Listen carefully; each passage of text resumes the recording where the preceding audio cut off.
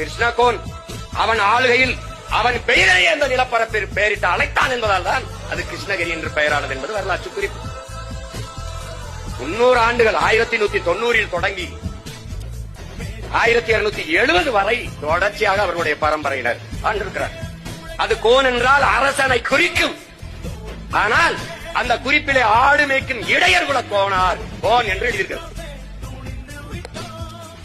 அதிலே தெளிவாய் கொள்ள வேண்டும் என் உடன் பிறந்தார்கள். இந்த கோனேரி கோட்டையை மீட்பதால் கோனார் எல்லாம் எனக்கு ஓட்டு போட்டு விடுவான் என்று நான் வரல. என் பரம்பரை அடையாளத்தை இழப்பது என்பது ஒரு காலத்தில் விட்டுக் கொடுக்க முடியாது. இது யாரு? இது எதுக்கு? இது இந்த வேலையை யார் செய்வான்? இதை எவனும் செய்ய மாட்டான். எவன் செய்வான்? வரலாற்றின் மகன் பிரபாகரனின் மகன் சீமான் தான் இது செய்வான்.